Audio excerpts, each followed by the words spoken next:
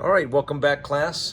This is the final lecture on chapter 18, which is equity. And we're going to work problems here today. I'm going to start out here with a good example right here on your right side of your screen there. Here's a public announcement from Target. And notice they're declaring, they use the same words that we talk about, a regular quarterly dividend, and they announced a $5 billion share repurchase program. See, this is back to how companies are buying back a lot of shares. $5 billion will buy a lot of shares. I think Target's trading at around $100 per share generally. And so look at this announcement here. Target Corporation announced that its board of directors, people who manage the business and who have the authority to declare a dividend, and they declared a dividend of 60 cents per common share. So the declaration date, September 19th.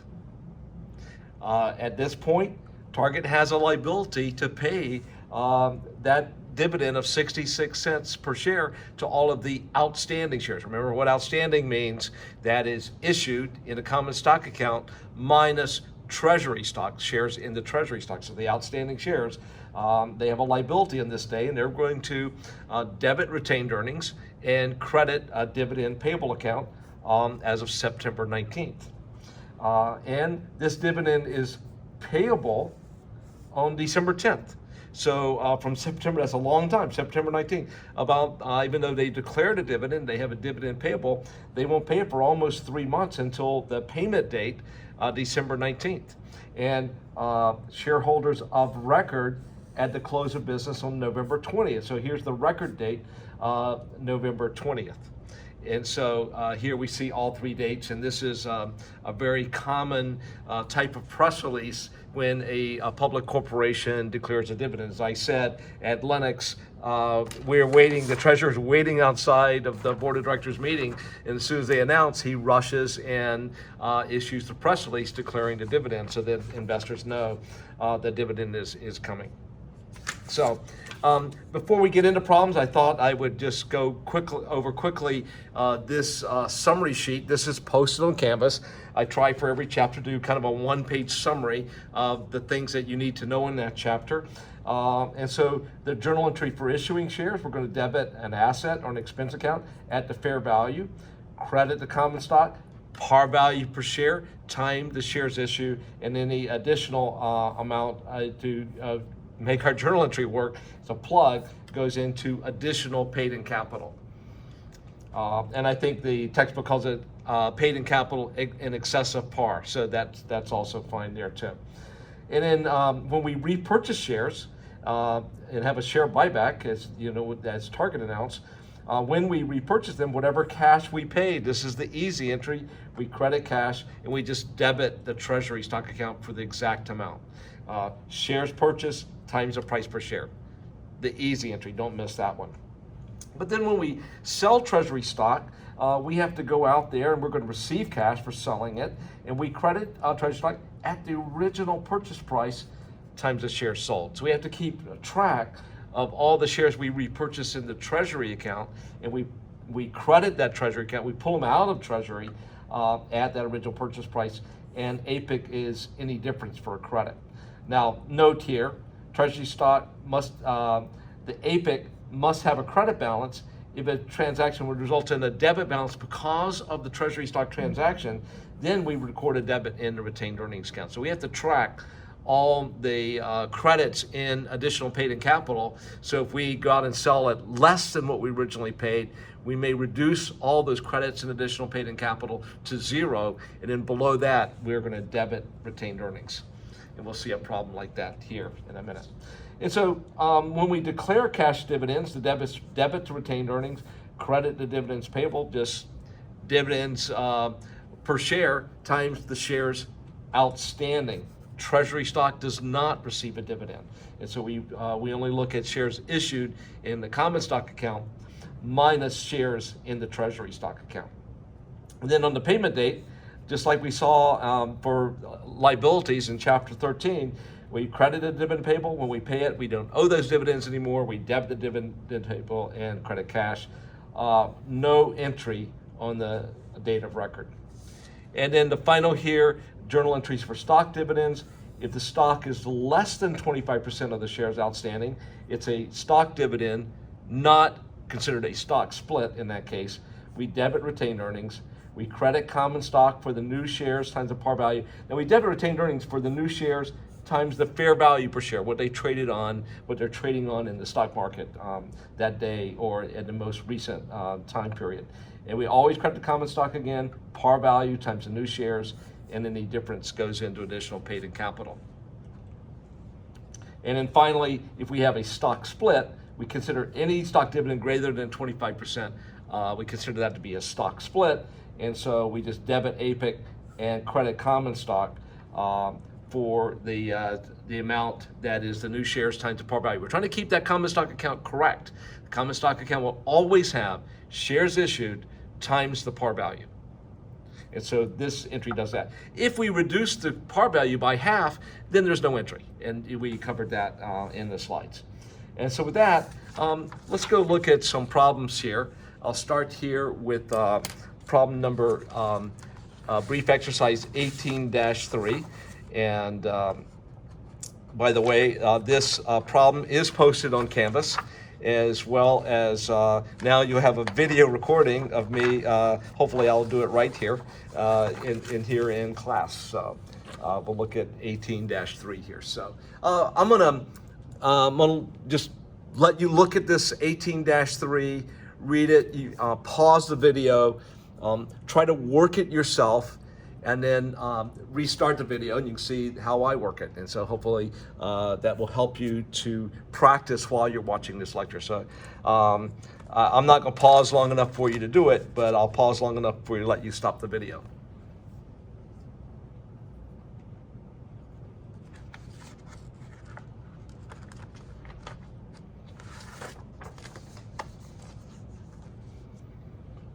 All right, this is a pretty easy one. So the company issued 100,000 shares of stock at $1 par value to a law firm for compensation. They performed 4,000 hours of legal services, and they're happy. Just give us stock. You don't have to pay us.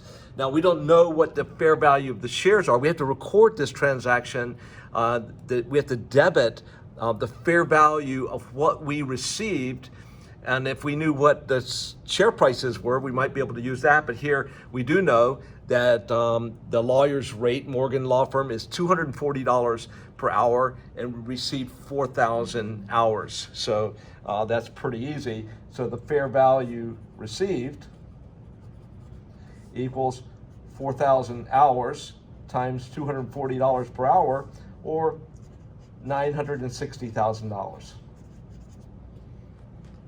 So in this regard, we didn't receive an asset, but we received service. So we're going to debit expense. Debit legal expense for the fair value of the services we received, $960,000. And then we're going to credit the common stock account. Hopefully you're getting this right, because this is easy stuff here.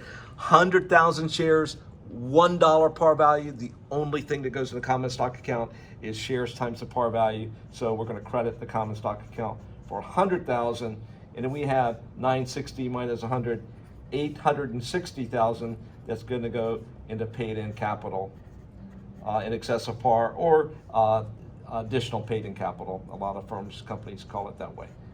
So there you go, 18-3. Easy stuff. This is going to be a really straightforward chapter for you. Okay, let's look at 18-8. Again, pause the video. I'm not going to do number one, though, the weighted average. I just want you to do the FIFO method. I'm not too worried. I'm not going to test you on the weighted average versus the FIFO method. It's just like inventory, so first in, first out. So let's do this. They had a couple of purchases of Treasury shares, and then we have to track those, and so we have to kind of make some assumptions around which ones come out first. Let's just use the FIFO method. I only do the journal entry for number 2. Again, pause the video, work this, and then restart it and see how it worked, just like we would do in class.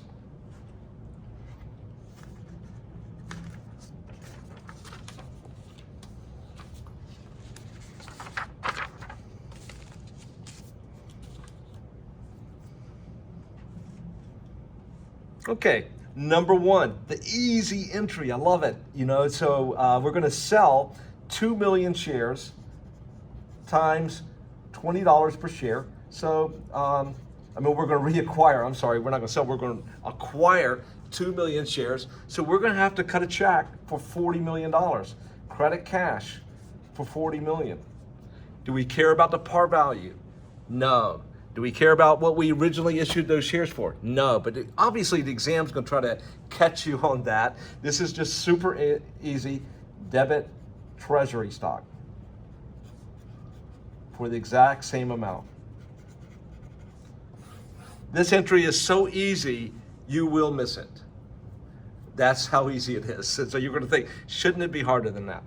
Well, the next entry is not quite as easy, because now we're going to go back and we're going to sell 1 million shares at $29 per share. Oh no, we bought, I'm sorry here. We bought a 2 million at 20. We're going to buy 1 million more at $26 per share. So 1 million times 26 equal 26 million. And so again, same entry. This is the second purchase of Treasury stock. 26 million and credit cash. So right now we have 66 million from these two transactions sitting in Treasury stock. And so we have 2 million shares at a $20 cost, and then we have 1 million at a $26 cost. So now we're going to go sell 1 million shares for $29 per share. So we have to kind of make some guesstimates about which ones are coming out. And so we're going to sell 1 million shares at $29. And so obviously debit cash, we're going to receive cash of 1 million times 29 million shares, 29 million cash that we're going to receive from selling these. And then we got to pull it out of Treasury stock at what we paid for it. We're going to do this on the FIFO method. So these 20 were the first ones we bought, and that's the ones we'll take out. So 1 million shares times 20 will credit Treasury stock for 20 million, and then credit additional paid-in capital for 9 million. Hopefully you guys are tracking on this one. Again, easy stuff here. Let's do exercise 18-5. Pause the video, work this on your own, and then I'll work it.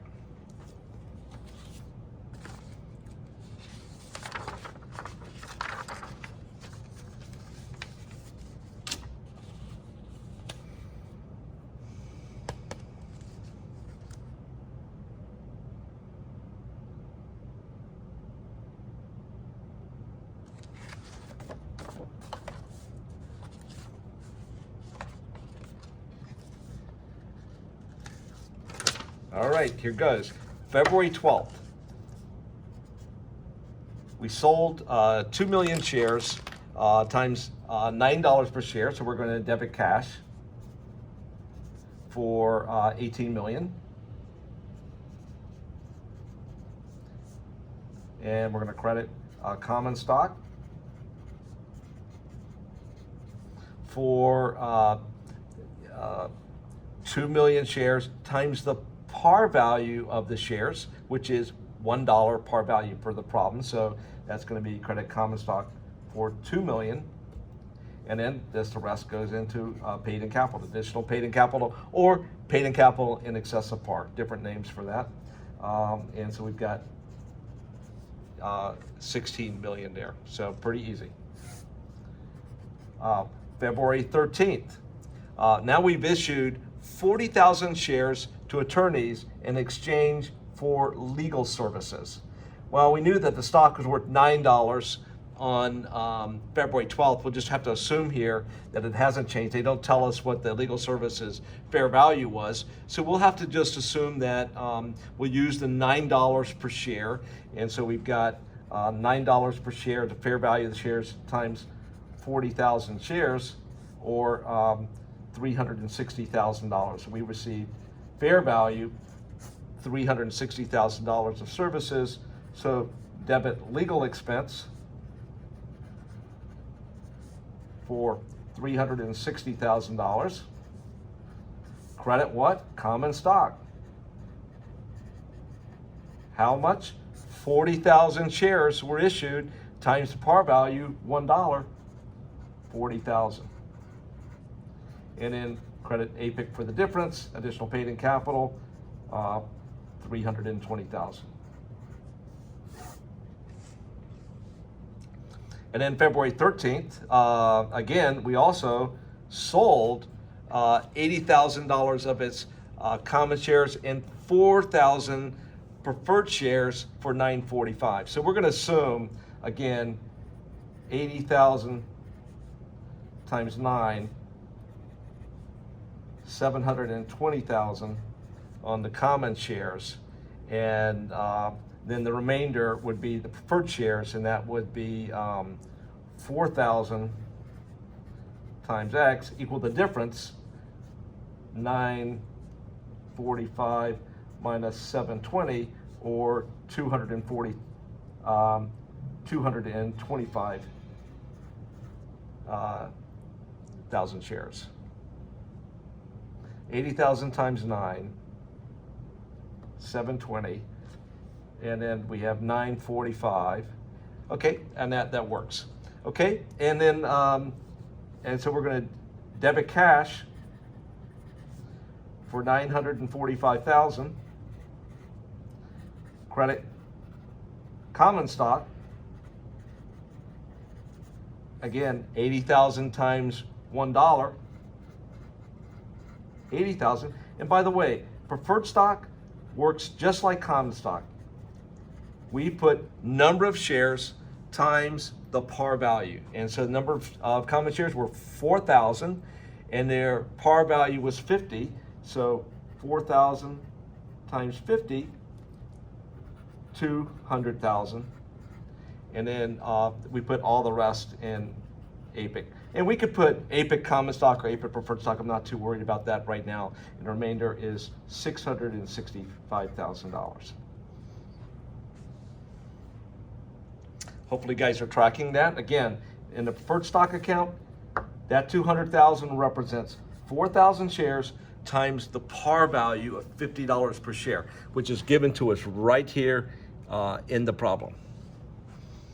Okay, we're all bringing it home now, and we finally issued common stock, 380,000 shares on 11/15.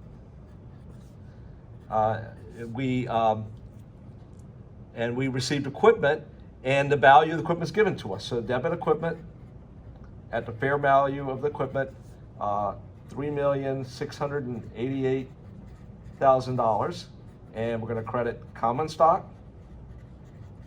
for how much? Par value times the shares, so that's 380,000 shares times par value. We just credit the common stock for 380,000, and the remainder goes into additional paid in capital, 3,308,000. There you go. Again, simple stuff here. Okay, let's get into some Treasury stock transactions here again. And here's exercise 18-12. Again, pause the video, try to work it, and then come back and see how well you understand it.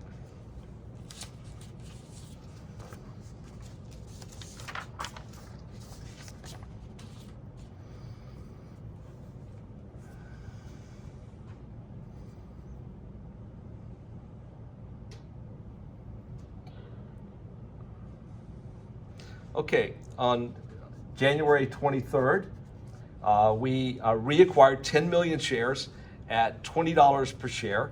And so how much cash do we pay out? Credit the cash. That's 10 million times $20 per share. That's credit cash for $200 million. And again, easy entry. Just debit Treasury stock for that amount. Of course, you got to remember that this is 10 million shares times $20 per share. That we'll have to keep track of when we go and reissue this, and which we do September 3rd we're going to sell 1 million shares at $21 per share. So debit cash, 1 million times 21 million. Debit cash for 21 million. Credit treasury stock. How much? How much we paid for it, $20 per share, times the amount we sold, 1 million shares. So credit treasury stock for 20 million, and additional goes in additional paid in capital, 1 million. And then looking forward, we're going to sell the remainder on November 4th. We're going to sell 1 million shares at only $18 per share. Remember, we bought these at 20. And so now we're going to debit cash. We're losing money on this, if you will, although we do not record a gain or loss on our own stock, selling and buying our own stock. So I'm going to debit cash 1 million times 18 million shares. I'm going to debit cash for 18 million. I'm going to credit treasury stock for how much? What I originally paid for, 20 times 1 million, 20 million. And now look, I'm looking for debits. Well, I can take 1 million back because I had $1 million credit in this APIC account. I can pull that out. I cannot pull more than 1 million because that's all I have in there. And so I'm at 19 versus 20. The remainder is going to come out of retained earnings.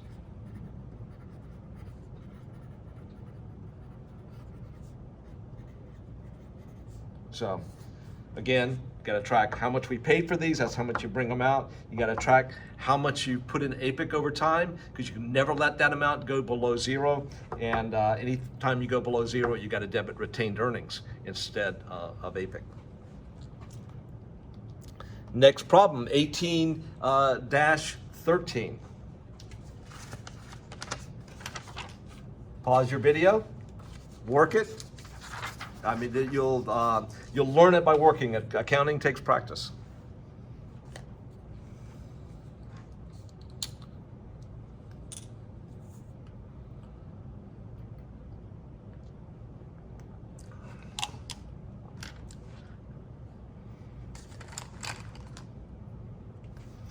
And we're getting a lot of practice here on Treasury stock. So on February 12th,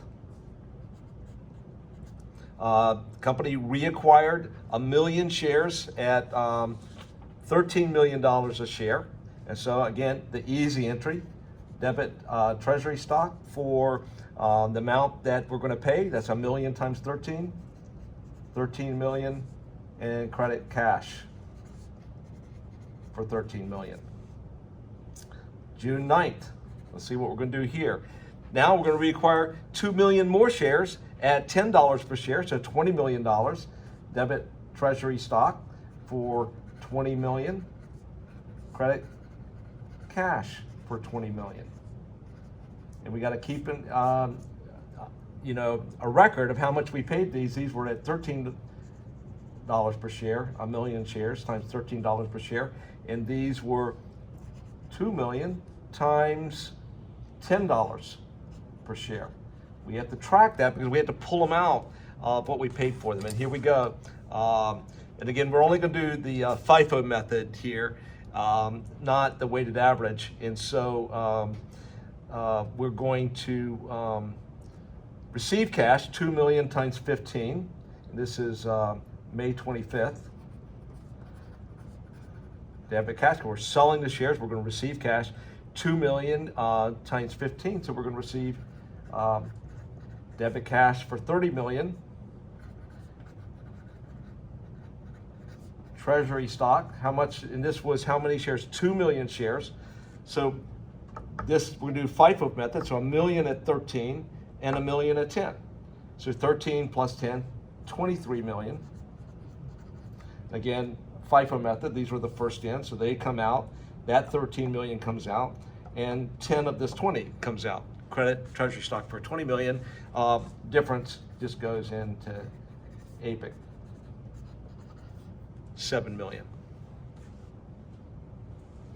All right. Here you go. Here's an extensive problem here. If we had a problem on exam, this is what you would see, a problem pretty much like this, a hard problem that covers just about everything here. So let's give you a few minutes here to work it on your own. This is the last problem for this exercise, and we'll move on to chapter 19.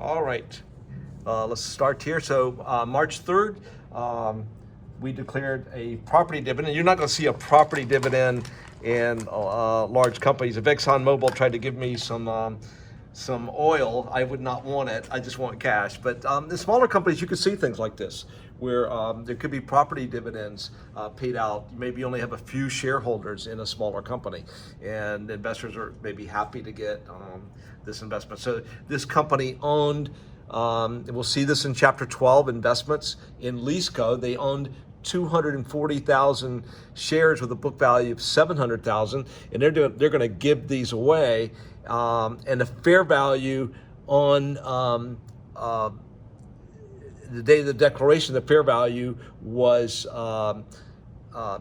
$3 per share, or $720,000. 3 times 240. So the first thing we got to do here, and again, you won't be tested like this on the next exam, but we've got to record an increase in the value of that investment of 20 million gain on investment. That will hit our earnings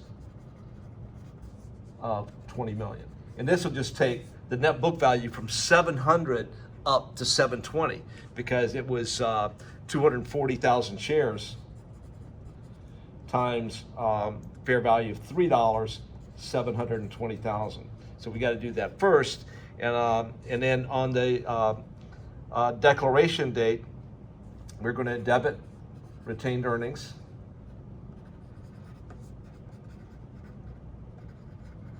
for 720,000. We're going to credit a property dividend payable. And I would okay if you said dividend payable, but maybe they have an account called a property dividend payable to track that better. On the record date, no entry. And then on the payment date, we're going to debit the property dividend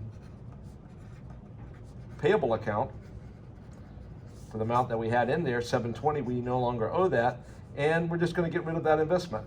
It was sitting in our books at 720,000 after we wrote it up here, and now we don't own it anymore. We've given that property to our shareholders in the form of dividend.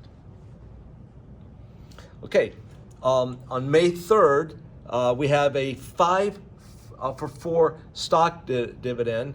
So it's a stock split of 25%. Remember, stock splits are counted for different than just a pure stock dividend, a smaller stock dividend. And so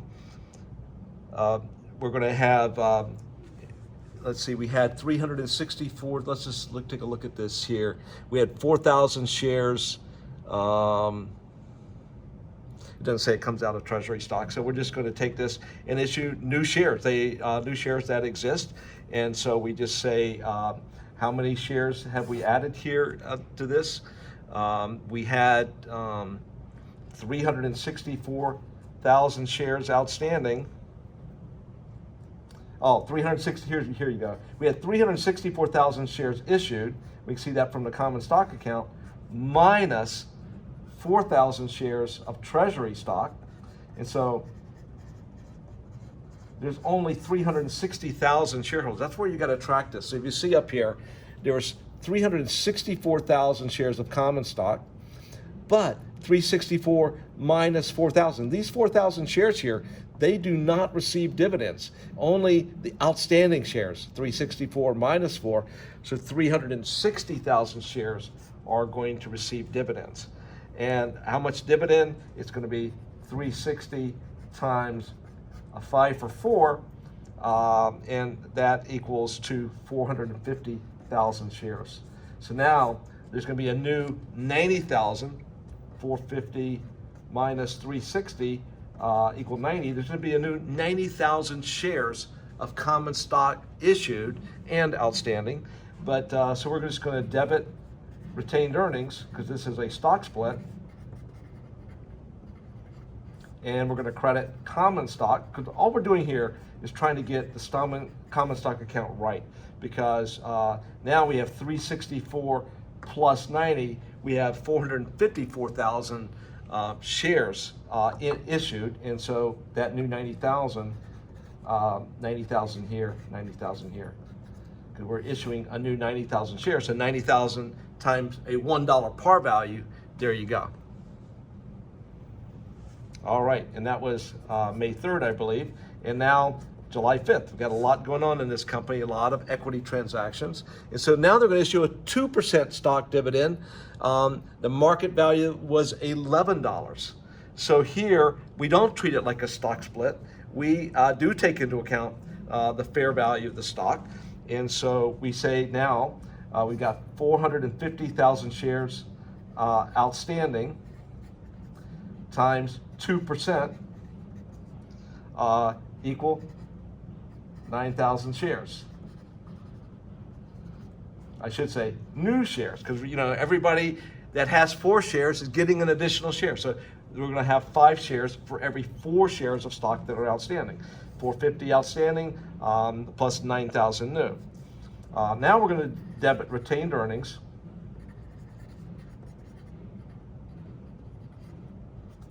for 9,000 times the market value. What's the market value?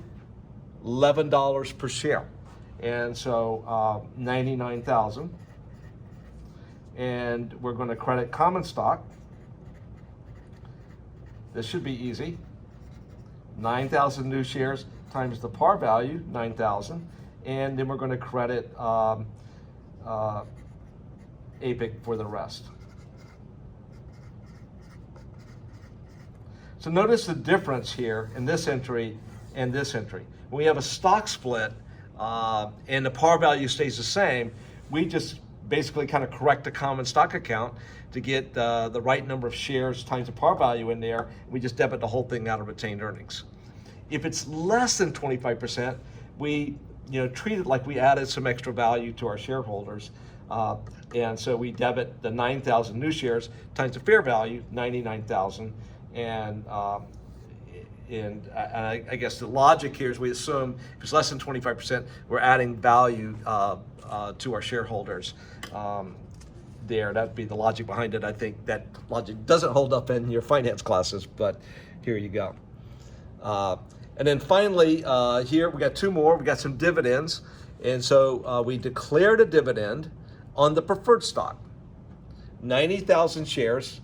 8.8%, dividend, and keep in mind $1 par value for the par shares. So we're going to look at this. The dividend, 8.8% cash dividend, and that's what the preferred stock was, be 8.8% times 90,000 times the $1 par value. That's how we calculate preferred stock dividends. They're prescribed, unlike common stock dividends. And so we're going to declare.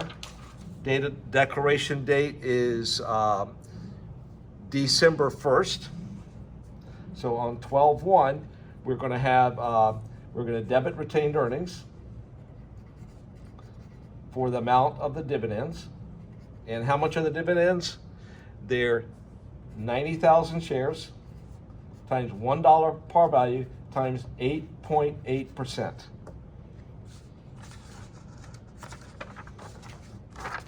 Or $7,920. So the declaration date, we're going to debit retained earnings for $7,920, and we're going to credit a dividend payable for $7,920. 12/20, December 20 is the record date. Well, I guess this should be the easiest entry of all. No entry. Just a list of shareholders that we're going to need for what the payment date. And the payment date is noted here that it is December 29th. So on the 12/29, we're going to pay these guys. And we set up this payable. Now we're going to debit the dividend payable because we're going to pay them in this date for $7,920 and credit cash for $7,920. Again, things you got to know here. And finally, we get down to a cash dividend of 50 cents per share, which we can pay because we have paid our preferred shareholders. They're all caught up. So now we can pay that. And on 12/1, we declared a cash dividend. And so we're going to debit retained earnings and credit a dividend payable. This is the declaration date. Now we got to think about how many shares do we have outstanding at this point. I've got to go back to my original piece of paper here. So we started with 360,000 shares outstanding, and then we added 90,000 more with a stock split, so that's 450, plus a new 9,000 shares, so we got 360 plus 90, 450, plus 9,000, so we've got 459,000 shares outstanding times 50 cents per share, $229,500. And so we just debit retained earnings for $229,500, and we credit our payable for $229,500. And then shareholders on the date of record are the ones, the people we're going to be paid. The date of record is December 20th. No entry, just a list. And then finally on December 28th, we're going to pay these guys, and we owed them $229. So debit the dividend payable for $229,500 and credit cash for $229,500. There you go, guys. That is the end of the lecture for Chapter 18, and I wish you luck on the next exam covering these materials. Thank you.